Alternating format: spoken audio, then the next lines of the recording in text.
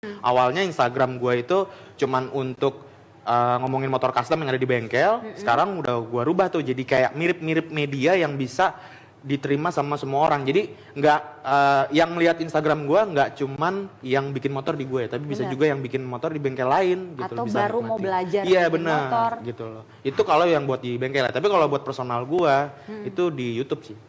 Nah kalau YouTube itu kan tadi dibilang seminggu sekali paling ya.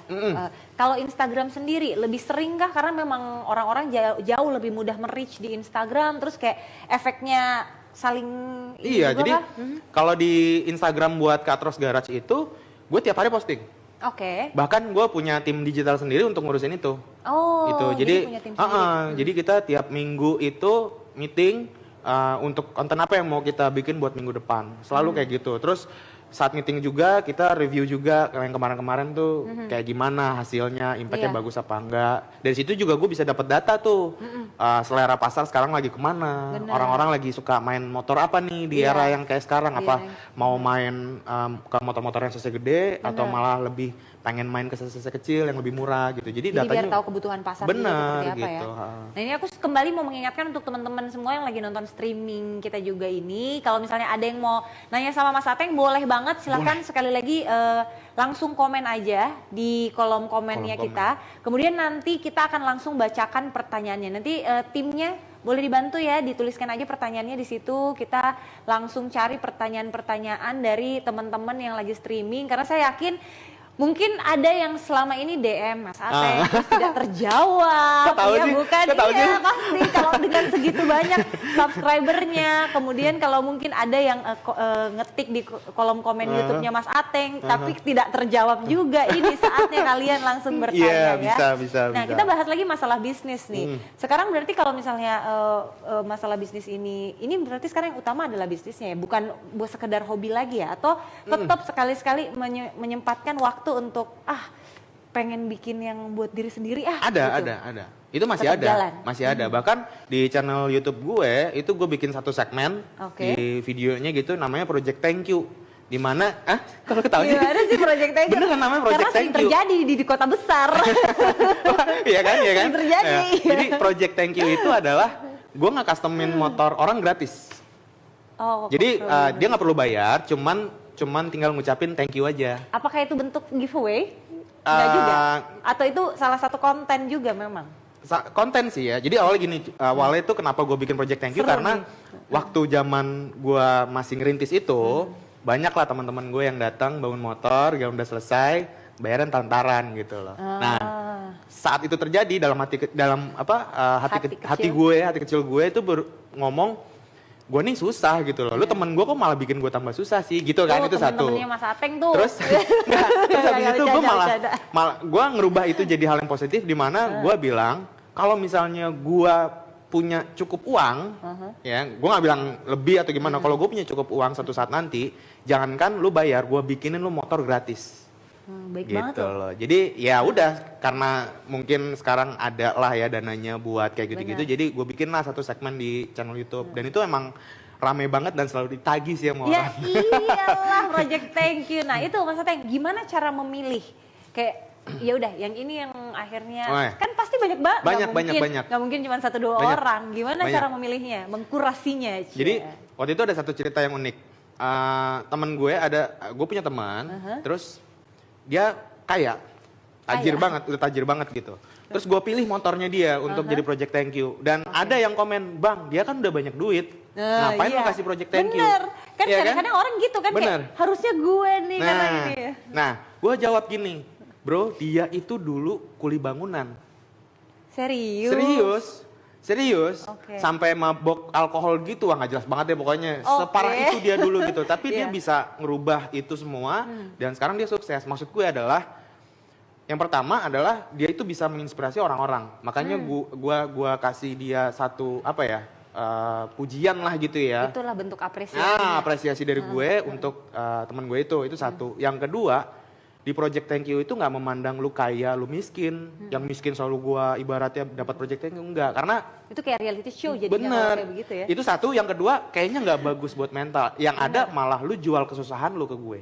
Bang, gue susah nih, gini-gini, lu bantu gue. Nah, gue nggak mau. Gue maunya tuh gue nggak ngelihat lu kayak miskin, motor lu gede apa motor kecil. Gue pengennya lu tuh yang penting bisa menginspirasi, bisa ngasih contoh yang bagus ke orang-orang, pasti motor lu masuk project thank you gitu. Nah, itu yang penting. Nah, itu berarti caranya gimana? Berarti sesuai rezeki-rezekian aja ya?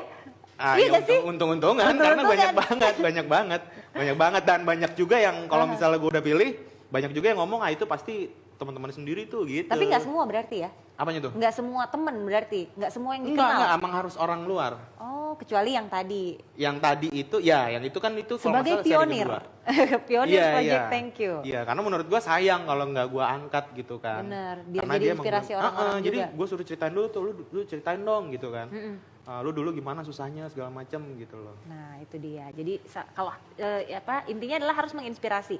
Saya mau bacain dulu nih salah satu pertanyaan kita di sini. Jadi kalau misalnya sekali lagi sebelum saya bacain, saya mau mengingatkan lagi untuk teman-teman yang lagi nonton live streaming, kalau misalnya ada yang pengen tanya sama Mas Ateng Katros, please langsung drop your question di kolom komen. Sekaligus tadi komen juga tuh masalah giveaway. Jadi biar bisa memenangkan uang elektronik ya. Sebanyak Rp150.000, lumayan loh. Kapan lagi dikasih sama Excel Aksiata, coba uang elektronik Rp150.000 bisa dipakai buat traktir temen, bisa dipakai buat makan siang dan lain-lain. Nah, kita sambil tunggu pertanyaannya selesai ya ini ya.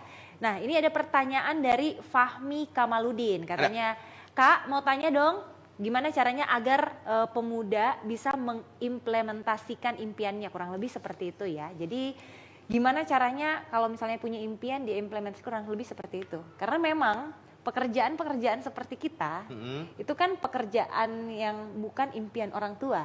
Betul banget. Bukan sesuatu yang dilihat sebagai pekerjaan. Apalagi tapi sebuah hobi. Gimana? Apalagi. Nah, iya kan?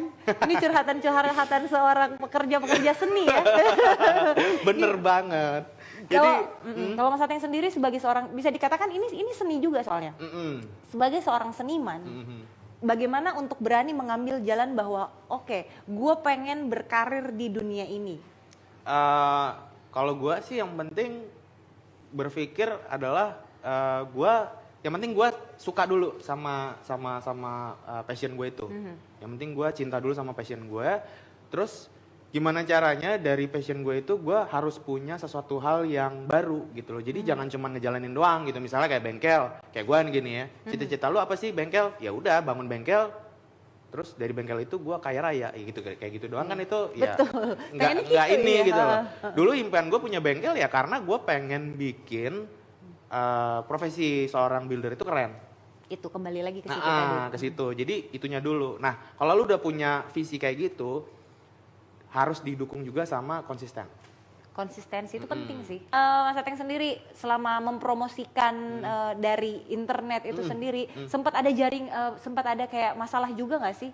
Kayak masalah mempromosikan dengan biaya lebih tinggi mungkin atau seperti apa? Atau malah mungkin Mas Ateng merasa kalau mempromosikan bisnis di internet itu malah jauh lebih murah? Kalau menurut gue jauh lebih murah dong. Lebih murah banget kan? Karena ibaratnya gini loh. Kayak misalnya kita, kalau gue kan berlangganan ya. Betul. Berlangganan gitu. Lu bayarnya konstan, terus lu kayak misalnya gue bisa upload video, bisa posting apapun gitu loh. Dan posting itu kan nggak cuma dari satu akun sosmed doang. Kayak misalnya gue ada 3 akun sosmed gitu loh. Dan itu rutin tiap hari. Jadi langsung pukul rata dan itu banyak banget. Dan hasilnya juga kan menurut gue masif banget ya. Jadi Total berarti kalau misalnya kita bicara misalnya biaya promosi untuk semua platform itu berarti jauh lebih rendah dibanding dengan metode konvensional ya? iya jauh banget dan lebih efektif.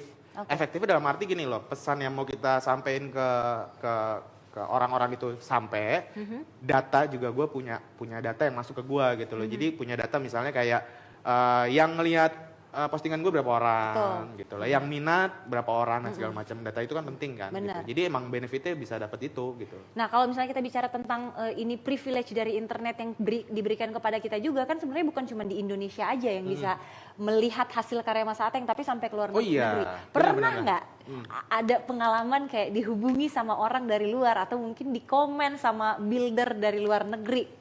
Ada. Oh gimana tuh, coba ceritain dong, seru nih. Kalau di YouTube ada yang komen dari Asia juga sih masih ya. masih dari Asia juga. Oke. Terus kalau di Instagram Katros Garage itu ada juga, bahkan kalau di Katros itu banyak dari Spanyol. Wah, serius? Brazil sama Spanyol. Karena di Brazil itu tipikal motornya itu kebanyakan kayak kita juga yang nggak terlalu gede-gede gitu loh.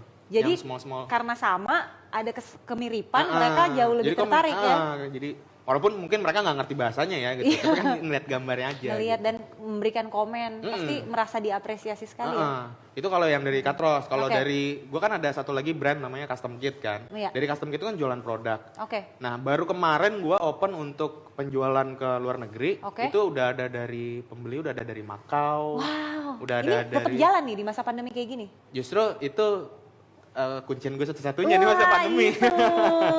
Gitu. Saat ketika Katros udah 3 bulan off, justru di Custom Kit ini penjualan produk tetap ada gitu. Walaupun nggak sebesar sebelum itu pandemi ya. Iya. Gitu. Wah, alhamdulillah banget ya.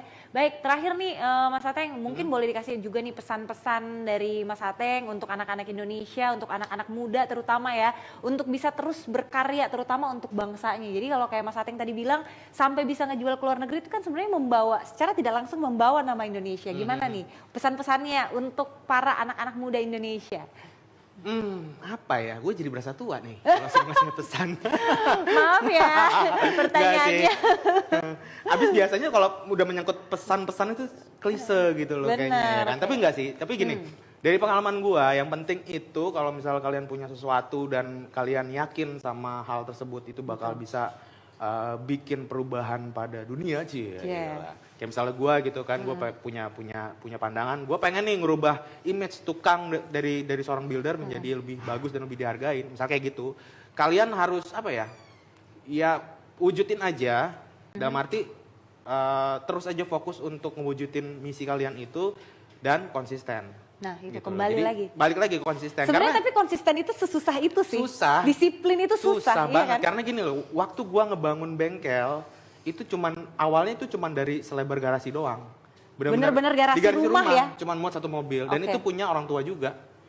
Minjem orang tua lagi. Iya kan, masih tinggal di rumah orang tua. Lu kan nggak pernah, gua saat itu nggak pernah kepikiran, Teng lu bangun bengkel buat apa? Ya biar suatu saat bengkel gua ngebangunin motornya Pak Jokowi, kan nggak gitu. Enggak. Malah nggak pernah kepikiran. Nggak pernah sampai kepikiran, situ. tapi karena gua sabar, konsisten terus, gua nggak pikir macam-macam, gua punya misi jelas, ya udah. Akhirnya ketika momen itu datang, kesempatan itu datang, kalian lah jadi orang yang paling siap. Kalau kalian konsisten. Jadi di bidang apapun sebenarnya untuk teman-teman semua yang sedang nonton streaming kita, mungkin di sini kebetulan kita membahas masalah otomotif, masalah motor, masalah dunia modifikasi, tapi apapun bidangnya berarti ya. Betul. Kuncinya itu adalah konsisten. Betul. Apalagi kalau bisa dikatakan ya sekarang ya teman-teman semuanya, kita sudah sangat terbantu dengan kehadiran internet. Seperti tadi Mas Ateng juga bisa jabarkan ya bahwa perubahan untuk bisnisnya di dunia sebelum internet dan setelah internet itu besar sekali ya. Besar banget. Nah, itu dia. Jadi karena sekarang kita sudah mempunyai banyak sekali kemudahan teknologi, kita udah dapat privilege, kita bisa memasarkan apa saja yang kita mau pasarkan itu dengan jauh lebih mudah. Makanya mari Gampang. kita langsung kembangkan ide-ide unik kita. Terus kita tetap idealis juga boleh ya? Boleh, Tetap idealis juga boleh pastinya. Jadi teman-teman semua tetap berkarya pastinya. Dan tapi kepikiran nggak sih kayak mengembangkan lagi bisnisnya ke dunia yang lain mungkin, tapi mungkin masih berhubungan sedikit dengan dunia modifikasi? Masih berhubungan sama dunia custom motor pasti, karena di tahun 2020 ini gue sebenarnya lagi bikin 2 divisi baru. Oh iya? Iya. Buka lowongan berarti? Saya lagi nganggur, nggak bercanda. Langsung lo menawarkan diri, gimana? Jadi divisi yang pertama itu adalah gue pengen jual motor custom. Jual Jadi jual motor custom yang udah ready gitu. Karena keresahan orang-orang itu kalau ngomongin motor custom, Oke. kebanyakan yang kepikiran mereka adalah satu mahal, kedua Bener. lama, Iya, dan yang ketiga harga jualnya jatuh. Karena kalau motor standar udah di custom jual lagi kan harga jatuh. benar. Nah untuk Jadi itu ini kayak ready stock gitu ya? udah ready stock. Cuman ya nggak, maksudnya ya tetap ada idealis gue juga lah di situ. Cuman memang Oke. kebanyakan memang gue ambil konsepnya itu dari selera pasar. Oh, Gitu. tapi kalau kayak gitu berarti tetap satu model, satu motor, bukan yang banyakan gitu ya? Enggak, satu model satu motor. Mungkin akan mirip, cuman yang pasti satu dengan yang lainnya nggak akan sama. Misalnya warna bodinya, warna catnya, segala macam. Oh, Gitu. Mungkin jadi- agak mirip-mirip ya, cuman nggak akan sama persis. Nah itu dia, Gitu. jadi udah dikasih bocoran sama Mas Ateng, kira-kira bisnis apa yang sebentar lagi akan launching berarti ya. Nah itu dia, ditunggu aja di Betul. akun Instagramnya dan akun YouTube-nya. Betul. Oh, oke kalau gitu.